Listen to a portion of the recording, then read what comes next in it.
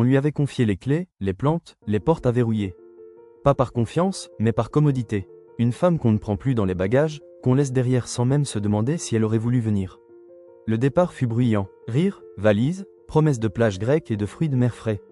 Une camionnette s'éloigna, emportant les vacances familiales. Sur le perron, une main se leva en guise d'au revoir. Aucun mot, aucun regard échangé. Le lendemain matin, une enveloppe attendait dans la boîte aux lettres. À l'intérieur, les billets d'avion. 2 adultes, 2 enfants. Athènes, siège côte à côte. Aucun nom supplémentaire, juste une absence soigneusement orchestrée. Les billets furent posés sur la table de la cuisine.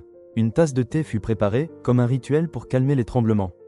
Puis un appel fut passé à l'agence de voyage. Les billets furent annulés, sans explication. Juste une voix calme, presque détachée. Dans le salon, les années veillaient. Une photo sur la cheminée, un fauteuil qui avait bercé un enfant autrefois. Des décennies de rôles. Épouse, infirmière, cuisinière, réparatrice de jouets et de chagrins. Et depuis quelque temps, juste une grand-mère. Une silhouette en arrière-plan. Mais ce jour-là, quelque chose se fissura. Le passeport était encore valide. Les économies dormaient sur un compte. Aucune dette, personne à charge. Un vol fut réservé. Athènes, une place, une allée. La voisine fut prévenue pour les plantes. Une valise fut préparée. Une robe bleu marine, longtemps oubliée, fut choisie. Non pas par nostalgie, mais parce qu'elle donnait une allure oubliée. Une écharpe, des chaussures confortables. Le strict nécessaire. Mais cette fois, pour elle. Le matin du départ, la porte fut fermée à clé. Un mot laissé. Les marches descendues lentement, mais avec détermination. À l'aéroport, le passeport fut vérifié. Un sourire poli fut offert. Le silence fut gardé. Dans l'avion, un siège vide resta à côté jusqu'à ce qu'un jeune homme s'y installe. Quelques mots échangés, puis le calme. Le vol fut long, mais le sommeil fut réparateur. Au réveil, la Méditerranée s'étendait, bleue et infinie. Le voyage avait commencé. À Athènes, une pension modeste accueillit la voyageuse. Une chambre simple, propre. Le soir, quelques rues furent parcourues. Du pain, des olives. Un repas lent, sans téléphone, sans attente. Le lendemain, la lumière entra doucement. Un peu de rouge à lèvres fut appliqué. Une teinte oubliée. Une recommandation fut demandée à la réception. Anafiotica, un quartier ancien, calme. Des maisons blanches, des chats endormis, des fleurs dans des pots ébréchés. Une beauté lente et obstinée. Sur un banc de pierre, le silence fut savouré. Personne ne fit de remarques. Personne ne dit qu'il fallait rester à la maison. Une carte postale fut écrite à une petite fille. Pas aux autres. Ils n'avaient pas besoin de savoir. Le lendemain matin, à la petite table du petit déjeuner, une voix s'éleva. Une femme aux cheveux argentés, relevée en un chignon sans artifice, observait le beurre étalé sur les toasts. « Trop de beurre » demanda-t-elle, sans méchanceté. Un sourire répondit. C'était le début. Elle s'appelait Rosalie, retraitée, ancienne directrice d'école à Lyon. Veuve, voyageuse solitaire, une femme qui portait son âge comme un parfum discret, sans chercher à masquer quoi que ce soit. Une présence vive, tranchante, mais douce. Les 2 femmes commencèrent à marcher ensemble. Pas loin, juste des promenades matinales dans les rues les plus calmes.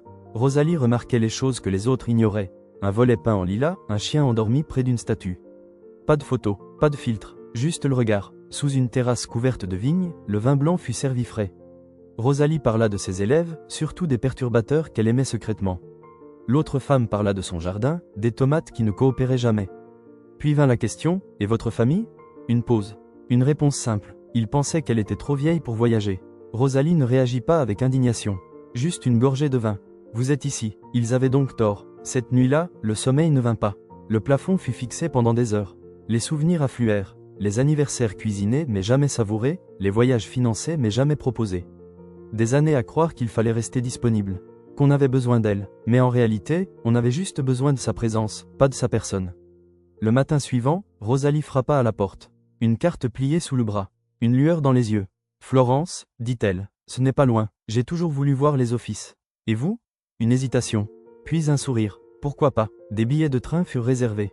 2 femmes de plus de 70 ans, achetant des places en allée simple comme des étudiantes en vacances. Le soir, un message arriva. La belle fille, une question sur le jardin. Pas sur la personne, pas sur le voyage. Le téléphone resta silencieux. À Florence, l'hôtel était vieux, charmant, avec un ascenseur grinçant et des clés en laiton. La chambre donnait sur les toits rouges. Rosalie voulait voir Botticelli, et peut-être acheter quelque chose de ridicule et de cher. Les 2 furent faits. Devant la naissance de Vénus, quelque chose se détendit. Pas de l'admiration, plutôt de la reconnaissance. Une beauté silencieuse, inévitable, qui serre la gorge sans prévenir. Le soir, un dîner au bord de l'Oltrarno. Des pâtes au beurre et à la sauge. Du vin rouge. Des rires plus faciles. Rosalie observa. Tu es différente maintenant. Tu es assise plus droite. Moins pliée. Plus tard, le téléphone fut consulté. 24 appels manqués. 14 de la belle-fille, le reste du fils. Des messages vocaux, une voix fatiguée. Maman, s'il te plaît, appelle-nous. Les enfants sont bouleversés. On pensait que tu serais à la maison. Le regard resta fixé sur l'écran. Pas de colère, pas de tristesse, juste de la distance. Un espace suffisant pour respirer. Le lendemain, une promenade solitaire dans un quartier tranquille. Une boutique, des jupes en lin, des boucles d'oreilles en argent. Rien acheté, tout essayé. L'après-midi, Fiesole, une vue sur la ville. Une phrase, c'est ce qui manquait. Rosalie hocha la tête. Elle avait compris. À leur retour, un autre message. Le fils, une voix plus directe. Tu as annulé nos vacances? On est arrivé à l'aéroport et... S'il te plaît, appelle. On est inquiet. Le téléphone fut éteint. Le soir, Rosalie posa une question. Alors, c'est quoi la suite? Un instant de réflexion. Lisbonne. J'ai toujours voulu entendre du fado en direct. Rosalie sourit. Alors allons-y. Lisbonne accueillit les deux voyageuses comme une vieille amie. Chaleureuse, un peu ébouriffée, pleine de musique qu'il n'est pas nécessaire de comprendre pour la ressentir. Les trottoirs brillaient encore de la pluie de la veille. L'air vibrait d'un défi tranquille, comme si la ville savait quelque chose que le reste du monde avait oublié. La maison d'hôte avait des volets bleus et des murs carrelés. La chambre donnait sur une place où des enfants jouaient au ballon entre des bancs rouillés. Ce soir-là, le soleil se coucha derrière les toits, les voix portugaises s'élevaient comme des feuilles dans le vent. Rosalie ne se sentait pas bien. Rien de grave, juste une fièvre légère, des articulations douloureuses. Elle insista, va voir la ville. Mais la décision fut autre.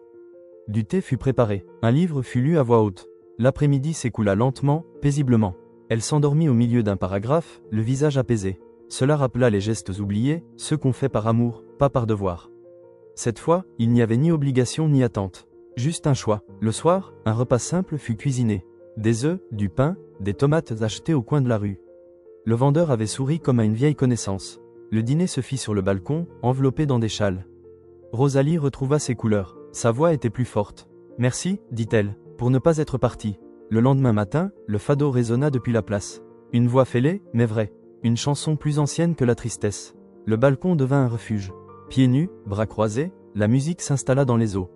La ville s'éveilla, les rues s'animèrent, une église ouvrit ses portes. Une femme alluma une bougie, s'agenouilla, joignit ses paumes comme si elle tenait quelque chose de fragile.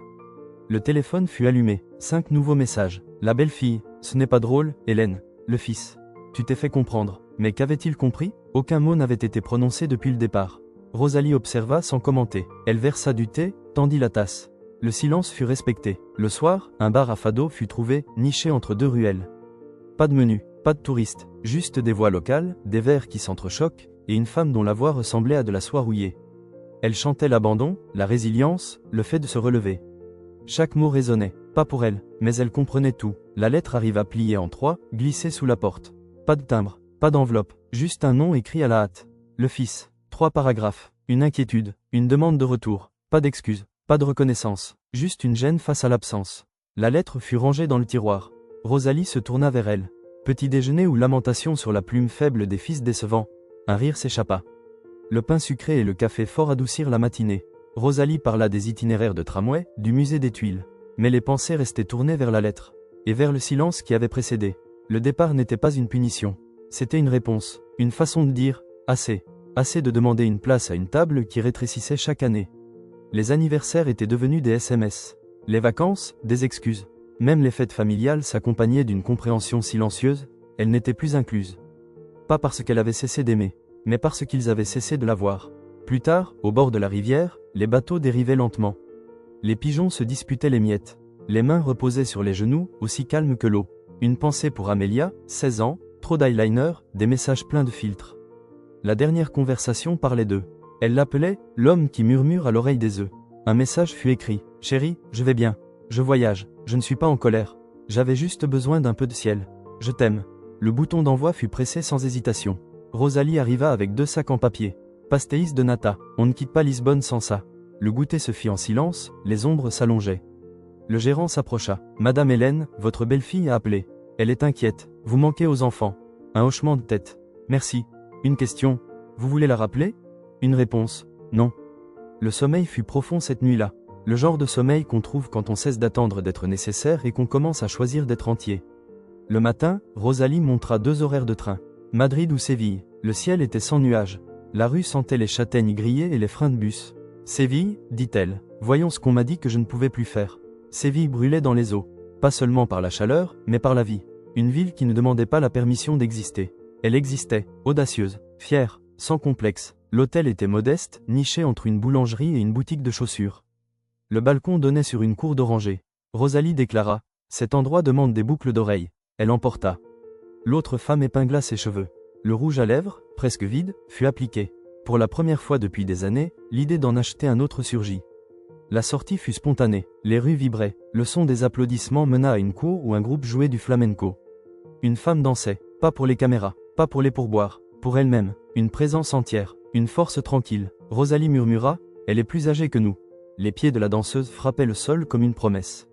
La foule applaudit, le cœur se serra, pas de tristesse, juste une reconnaissance. Le lendemain, l'Alcazar, des murs qui racontaient des histoires, des jardins traversés comme une réponse à des années de silence. Personne ne proposa de prendre le bras. Personne ne dit « chérie ». Et pour une fois, aucune fragilité ne fut ressentie. Un café, une limonade, une tablette, des gens qui passent, une famille, 4 personnes, 2 parents, 2 adolescents. Le père semblait fatigué, mais cette fois, personne ne fut invisible.